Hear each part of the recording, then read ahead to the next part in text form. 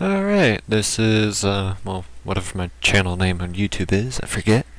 But, this is going to be a very nuanced, reading through of the post-American world by, drumroll please, and Friedman Zakira, author of The Future of Freedom. So, read this book in my language arts class, and I kind of had a few problems with it. I was just wondering if other people did too.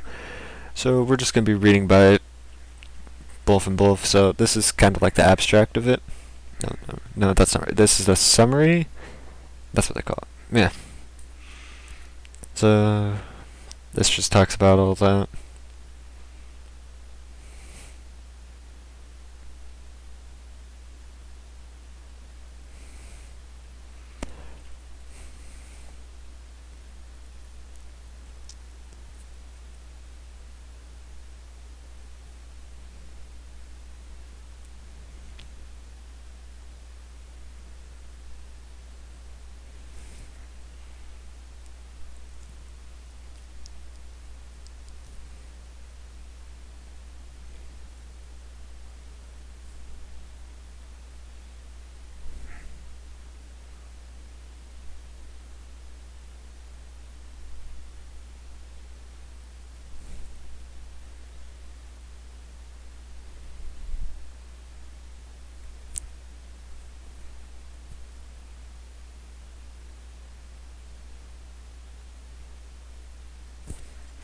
Alright. So just from the abstract right now, I read about it. So this person is kind of putting forth his ideals about what we should do as a country now, because obviously others are rising up with us, like China, Russia, all that. You know, they're starting to grow in economic power. So South Africa, yeah, I guess they're a pretty good shipping hub. Kenya, they got their problems too. Brazil, yeah, they're alright. They're doing alright. They recently built those soccer stadiums though, so I wouldn't really, you know, give them any hope. But in India, yeah, they're doing pretty fine for themselves. So these ones, the growth of countries, yeah, they're definitely growing. Uh, I just think it'll be a while before they appropriately show on the world stage, but yeah, that's just craziness for me. So, yeah, this is, I agree with this too, the producing political confidence and national pride and how they pull together, because, you know, it's globalization and joined by the pull of nationalism. And I kind of have a problem with this sentence because, you know, it kind of pushes it as a us and them situation. I mean, you can be fine with working in other countries, but, you know, be against, you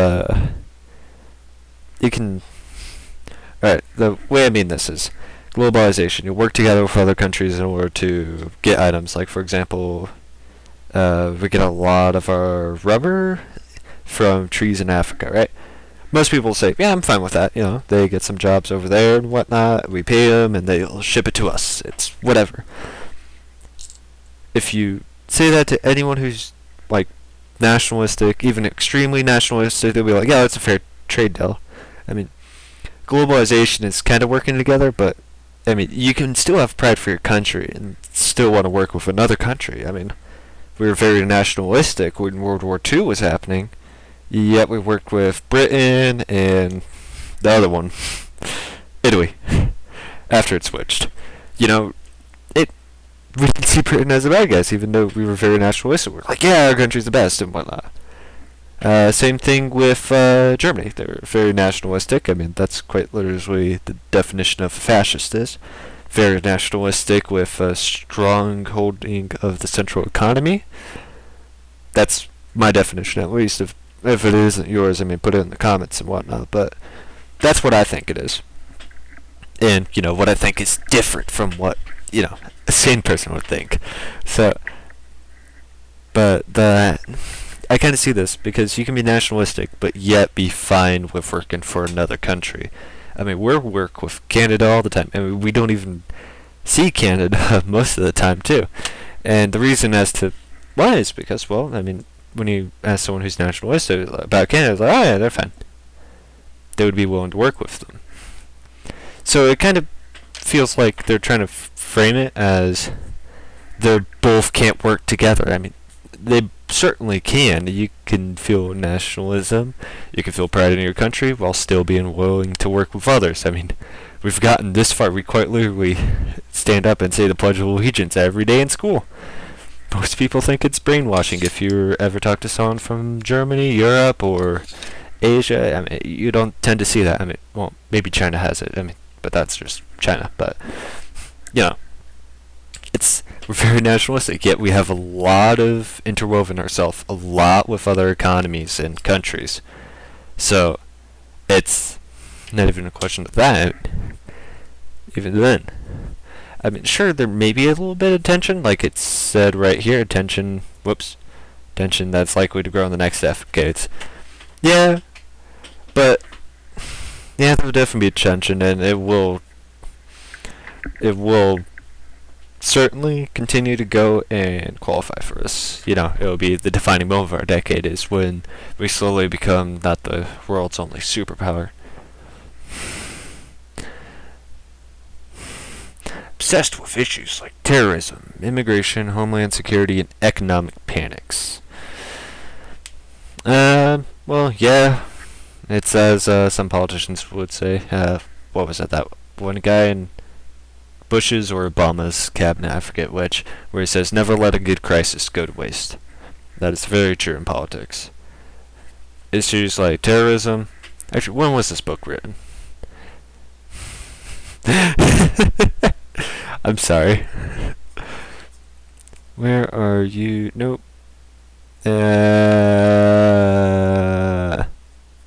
Somewhere. 2008. Alright. So this was 7 years after the 9/11. So, yeah. I mean, we'd still be pretty crazy about terrorism right now. So, I mean, in that framing, yeah. Alright. That's what's been happening in 2008. Yeah, whoopsie daisy. I'm sorry. Those are also books that he did, so. So, terrorism, immigration, homeland security, I mean, that kind of falls in with those two, but whatever. And economic panics. Yeah, he just had the 2008 financial housing crisis, so that kind of falls in with it. We're too big to film. Whatever. The real challenges that the country faces come from the winners, not the losers, of the New World. I don't know what he's trying to say with that sentence, but the real challenges that the country faces come from the winners, not the losers of the New World. I think he's mentioning that we would get... Is he calling, like, the Middle East the losers of... I guess so, because they haven't... They used to be a pretty good pinnacle of advancement. They basically were the originator of the human species from Africa and whatnot. At least I think so. I think they were.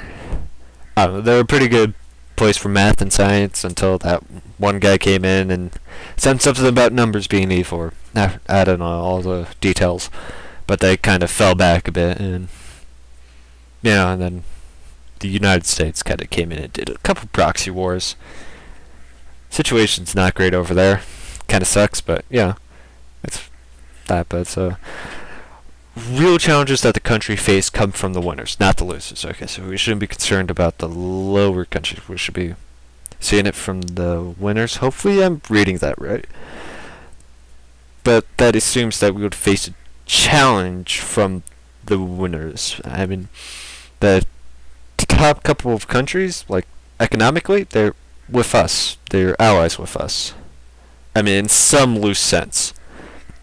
They're kind of picking it up with China and all that, but I mean, even then, their economies are so interwoven with like almost 75% of goods in the U.S. are made from China, so they're kind of they're basically allies at this point. I mean, who else who else would you call someone who you trust 75% of your production to? I mean, I guess it could be just called a benefactor. Someone who are in similar circumstances, they want to do the same goal, but then again, we also did the same with Italy, and we didn't really see eye to eye, so there's that. And we still call them allies, but that's what that is. So, fasts come from the winter, so I mean, what would they want to do? It would be nicer if they clarified this a little bit, like, what challenges do they mean? Okay, so contemporary diffusion of power throughout the world, yes. That's...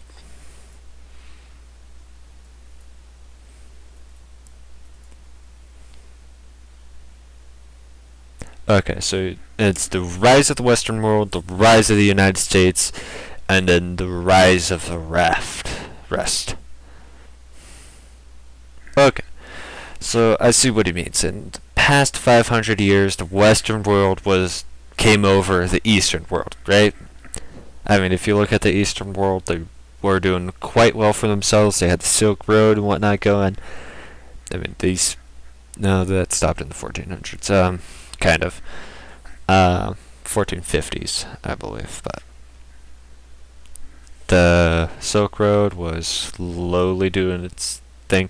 So the Western powers were starting to get the upper hand on the Easterns, and the Easterns kind of fell back, whether it be because of constant war, civil war, and whatnot.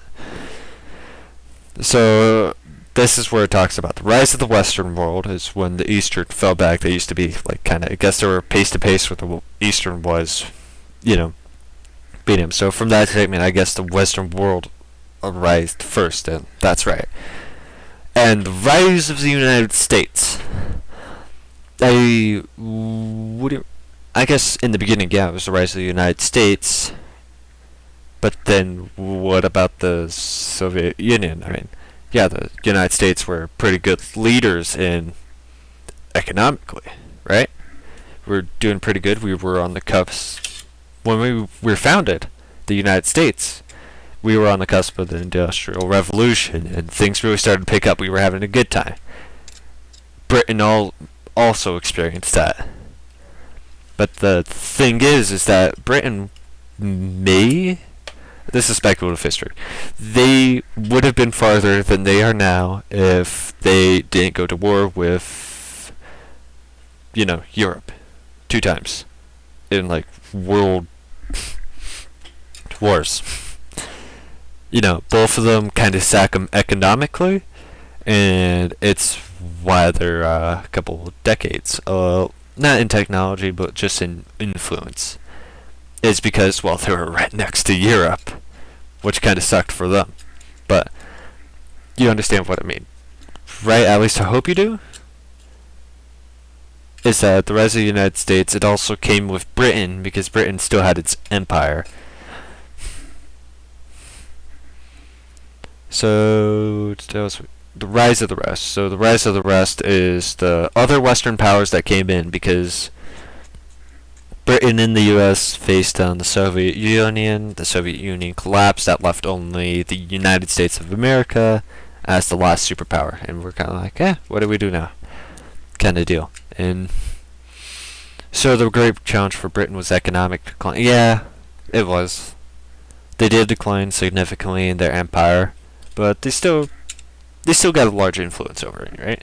They still got a large influence over the European theater, mostly because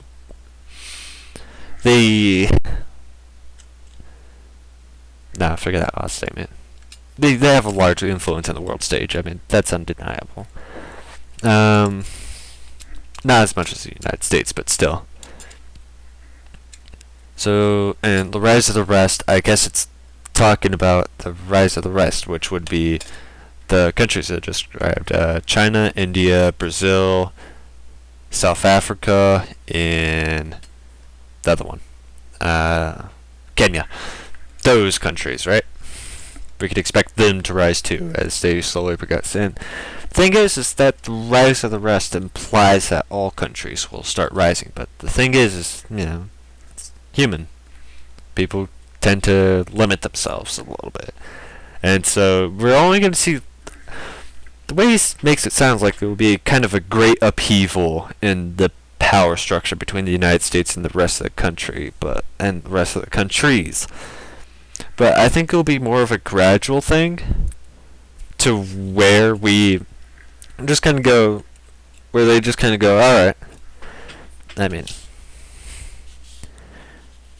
yeah, I'm pretty sure they would want to keep their influence, but when the rise of the rest come, and the rest being their allies as the ones typically who are connected to the United States, usually have a good thing going for them economically. Yeah. Like, if you ever look at the NATO list and look who's allies with the United States, they tend to be pretty high on economically and GDP and all that.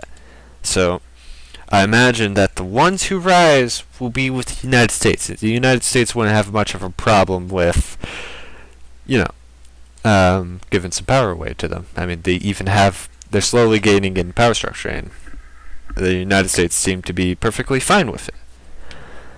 Right, so the challenge is political decline. So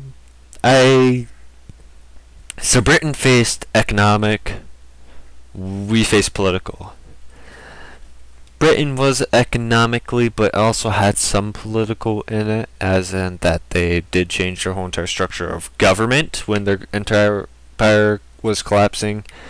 I mean, if you look at it, yes, economical decline and that, but they also had a bit of a political decline.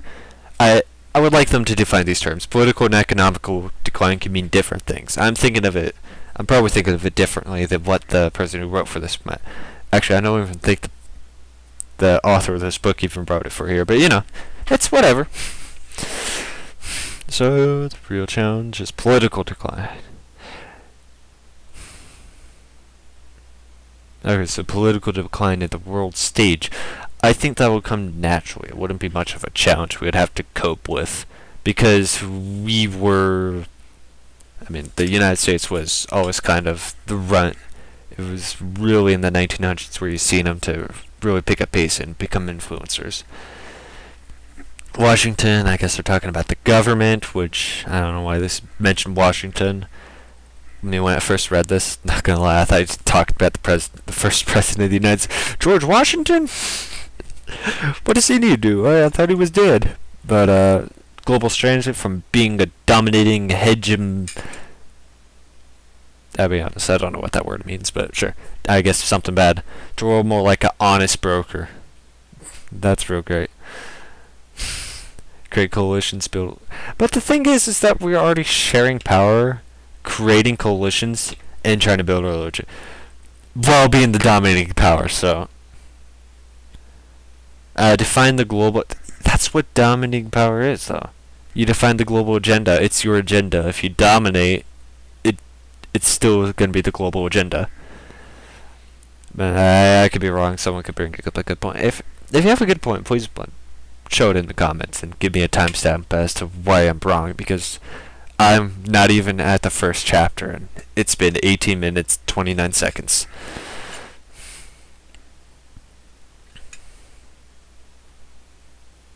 So, post-American world, yada yada. I don't care what this man says. Einstein. Alright. So, these are the things, the future of illiberal democracy at home and abroad. Alright. The unusual origins of America's world. Okay, yeah. And the American encounter, making of the modern world. Alright, so this seems like a guy who knows his stuff. These are his credentials. He wrote 2 books beforehand, and he was also the co-editor of this one. This is just me sharing my thoughts. I could be totally wrong on this, but yeah. It'll be nice to know, because my teacher sure doesn't really help me. I hope she doesn't read this. Alright, so growth takes place whenever a challenge evokes a successful response that in turn evokes a we have not found any intrinsic reason.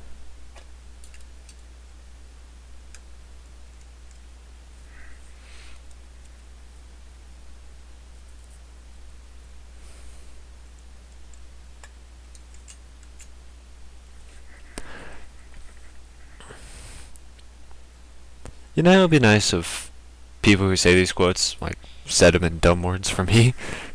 Okay, so we shouldn't believe that challenges shouldn't stop. Civilizations fail, and then greater ones rise out of the rubble. Um, what ideology does that go into? I think it's populism, where if a city begins to die out, it turns out greater cities next to it. It's something like that. But, alright. The rise of the West, the cup runneth over. A non-Western world, the challenger, and the ally, an American power, American purpose, notes, acknowledgements, and index. Alright, so let's see.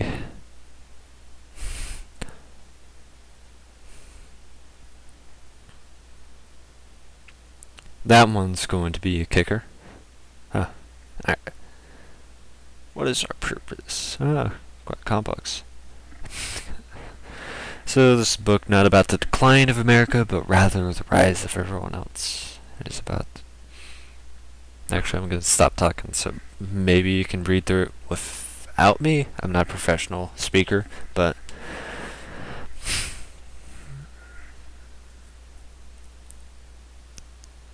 Actually, you know what? I'll try. I'll speak aloud. This is a book not about the decline of America, but rather about the rise of everyone else. It's about the great transformation taking place around the world, transformation that, though often discussed, remains poorly understood. This is natural. Changes, even seed changes, take place gradually. That we talk about in our era, the world seems to be one which we are familiar, but in fact it is very different.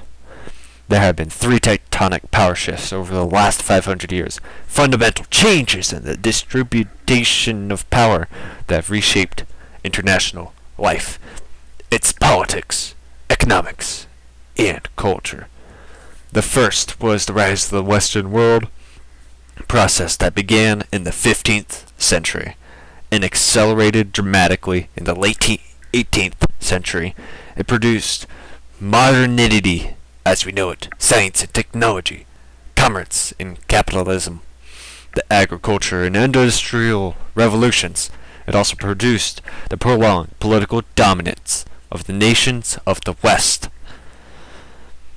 The second shift, which took place in closing years of the 19th century, was the rise of the United States. Soon after it industrialized, the United States became the most powerful nation since Imperial Rome, and the only one that was stronger than any likely combination of other stations. For most of the last century, the United States has dominated global economics, political science, politics, science, and cultural.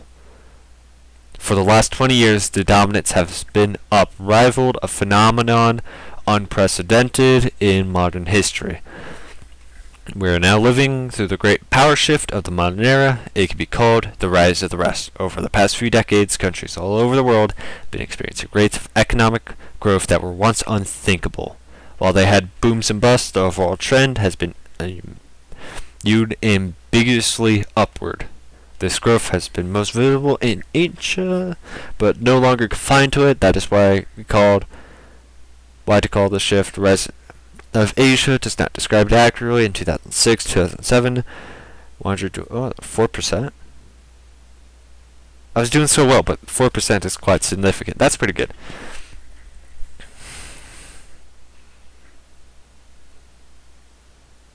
So, the fundamental manager who coined the term emerging markets has identified that 25 companies likely to be the world's next great multinationals. His list includes 4 companies each from there, 3 from India, 2 from China.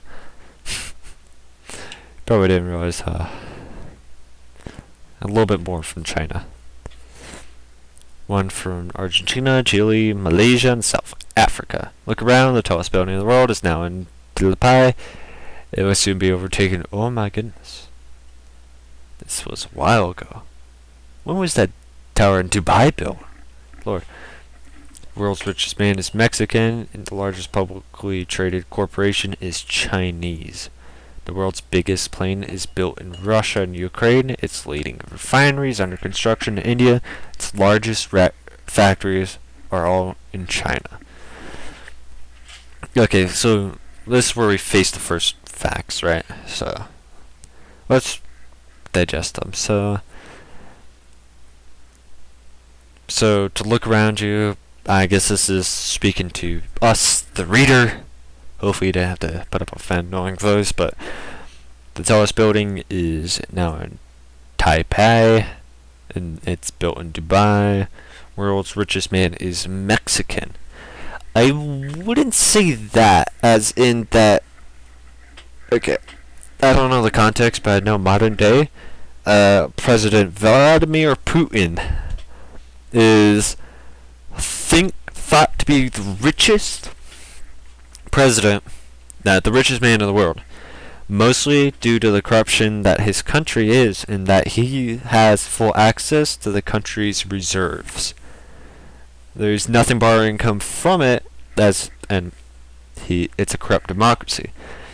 So it's a popular theory that Putin is the richest man in the world, because he quite literally has a country's finance at his back.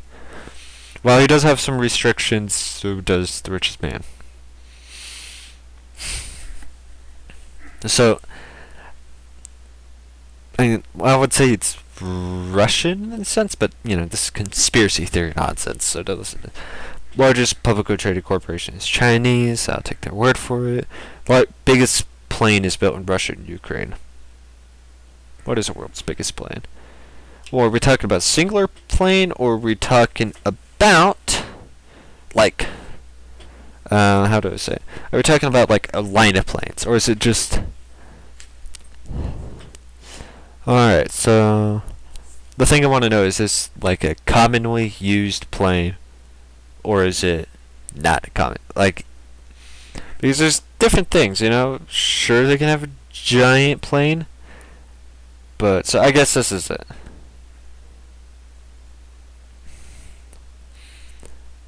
Today. And even now, we'll just claim this is the biggest plane ever, right? And it's built in Russia and Ukraine. It may not be, but, this is the upheaval for them. So, let's see. Honestly, this thing probably needs a giant runway. I wonder how good those engines are.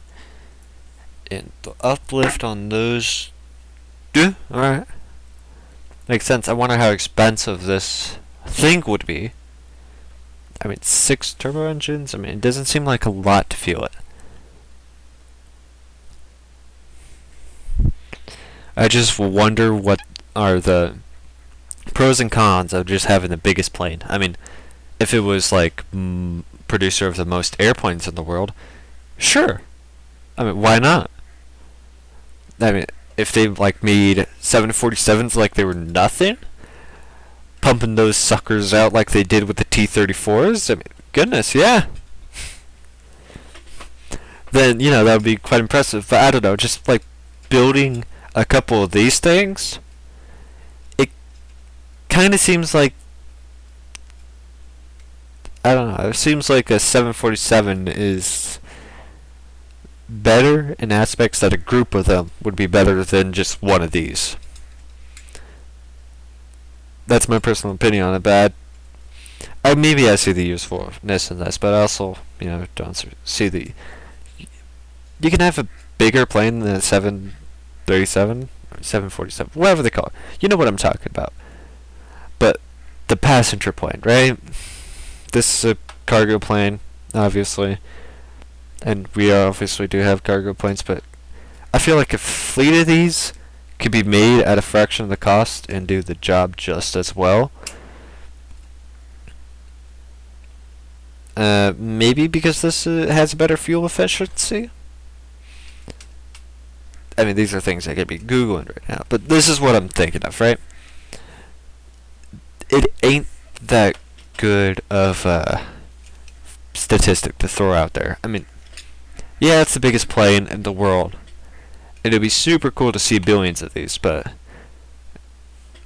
it just, having the world's biggest plane, anyone could build that and to be like, yeah, we made the biggest plane. Well, is it useful? It kind of seems like something an engineer threw out there for the lulz. But I mean, if it's pretty good plane and it does its job fine at a fraction of cost, then yeah. So let's see here.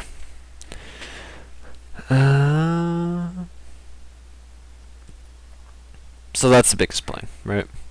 I guess it's that thing. No, I don't want it to be that thing. That thing would, because look at how much cargo space that takes up. So what is this? The Stratolaunch, that's the biggest one.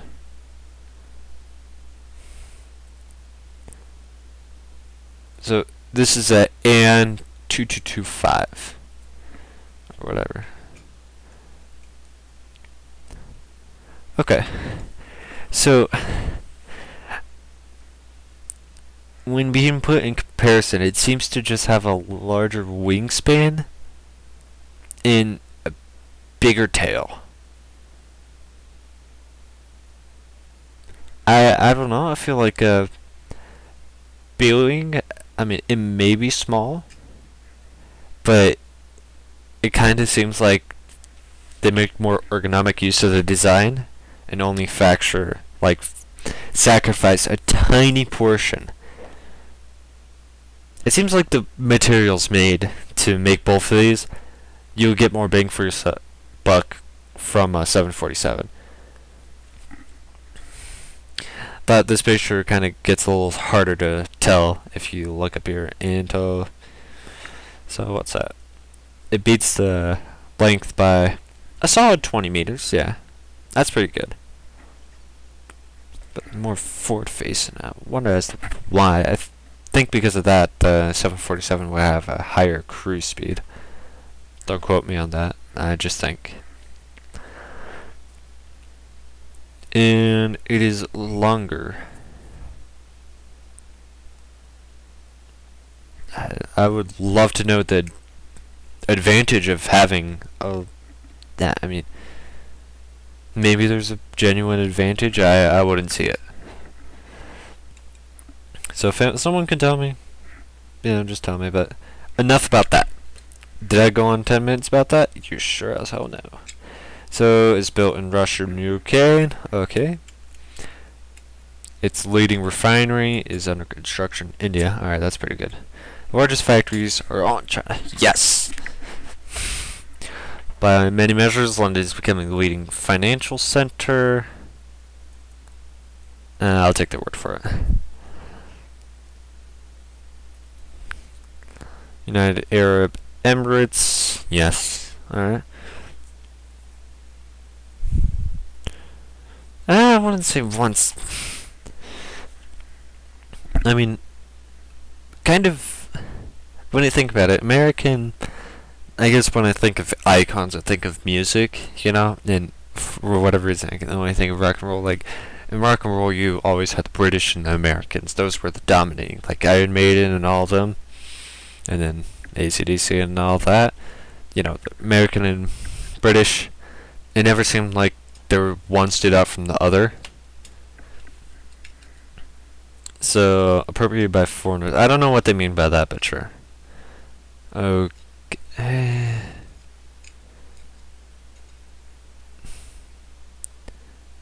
So, not in Las Vegas, but in Mako. So, they have voted and annual gambling revenues. I never thought that would be an achievement you wanted, but sure.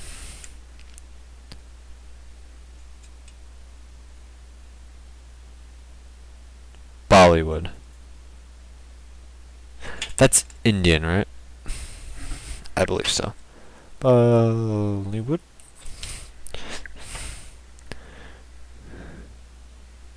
Yep.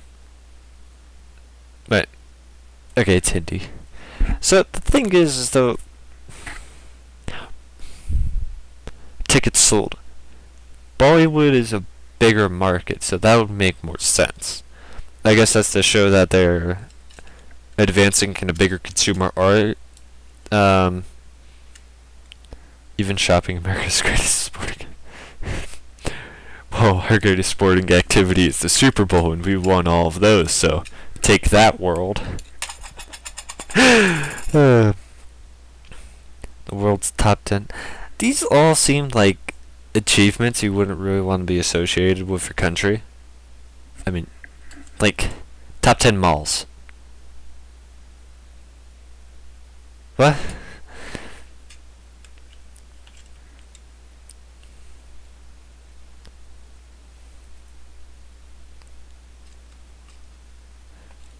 Alright, I should have read through the whole entire thing. This makes all that make more sense.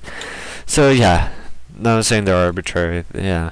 But striking that only 10 years ago was the top in many, if not most of these categories. Well, give me an answer because you're the one who researched these. Was the top of many, if not most of these categories. Well, you're the one who found out. Tell me if they were in the top of them or not. If they weren't in the top of that category, throw it out. Find a new category. I mean, why? Just say they were at the top of all these categories.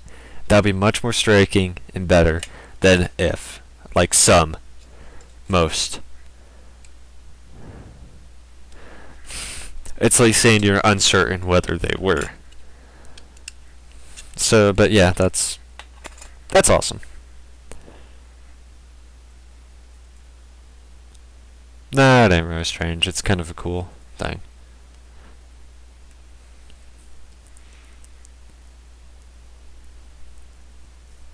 He's talking about how civilization is advancing. 12. Well, let's see. What is it?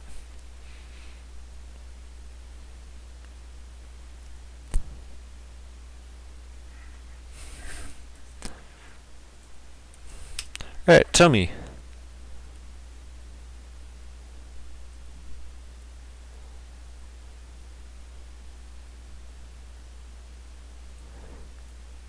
So 40%.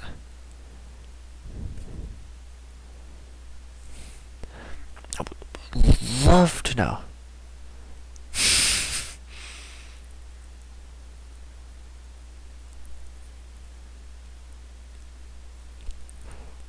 Ah, crap. I forgot about that. Does that factor in inflation? I mean, inflation is always happening with a fiat currency, which every country is on a fiat currency. I don't believe there was one that was on a gold standard. So, do you factor in inflation in that sum? I mean, like, take Zimbabwe, for example, very famous case. You take the day beforehand and like, okay, this is the amount of living a dollar before then. And then afterwards, they do their whole entire inflation thing. And it's like, oh my goodness, they're living off a couple million. Amazing. So, I wonder how this... I would love to get a link to these statistics, but it's not that kind of book, because you gotta think about this. And does it factor in inflation for the dollar after they convert that currency to the dollar? I don't know. China's growth has lifted 400 million people out of poverty. What's the population of China? Population of China. Nope. Alright, so that ain't too hard to imagine. Almost, what is that? Nah, we'll give it like 1/3 to around a half. That could be way off, but you know. So, out of poverty. Alright, that's pretty good. That's quite a significant. That's awesome. So what else? No, actually a statistic I would have put in there is concrete poured. China beat the United States in quite a couple of years in concrete poured, mostly because they just got these ghost cities and then they just kind of poured it over and got a contractor and then said nobody could live there. But, you know, it's still something we didn't manage to achieve. We didn't have that. Poverty is falling in countries housing 80% of the world's poverty, so, yep. That's good. Basket cases. I don't know what he means by that, but alright.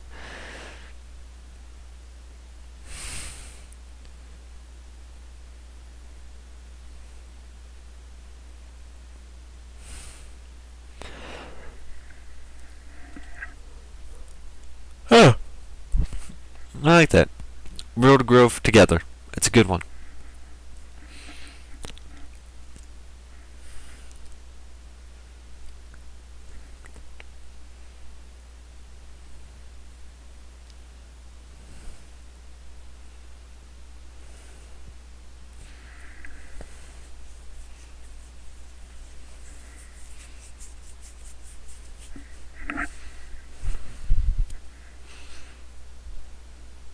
Yeah. Starting to see where this is. Terrorists like Al Qaeda. I don't think they exist anymore. Insurgents and militias.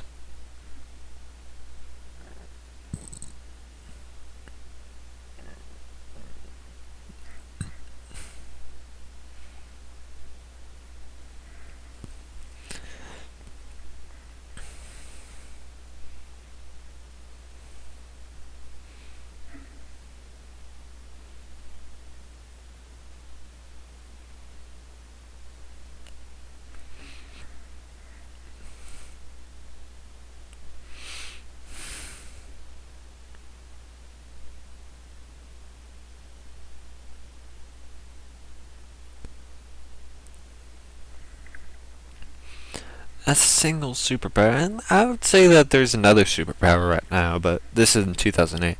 I don't know what China's situation was, but they definitely were a superpower at that time, and India's starting to become one because, well, massive group of people thought they still have that caste system, so that kind of sucks. And then Britain is, well, Britain. But, countries are slowly growing. And, yeah. Soon there will only be one single superpower. But as of right now, I would argue that there's two now. Both have massive influences. China and the United States. So, I mean, this was made in 2008. So, I don't know the situation back then.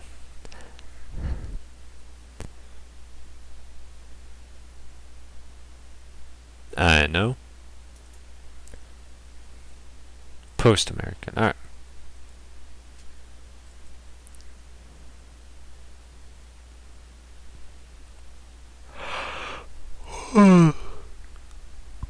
I can tell you right now, in terms of war, it's been the most peaceful in a while. Now it sounds kind of a little weird, saying as, well, as of right now, we've been in war for 20 years straight. Woo! Yeah, celebrate all you want. But like, major powers aren't going to war with each other. We're just, chilling. The top couple, I think it was 40 countries in the world, haven't got to war with each other. And, like, ever since, I believe it was Vietnam, never. But we have been doing some fun proxy wars, so maybe there's that. But we've been living in a peaceful time so far, so something I could throw out there too. The cup that runneth over. Alright, this is chapter 2. I gotta stop this because, having people read recordings this much at a time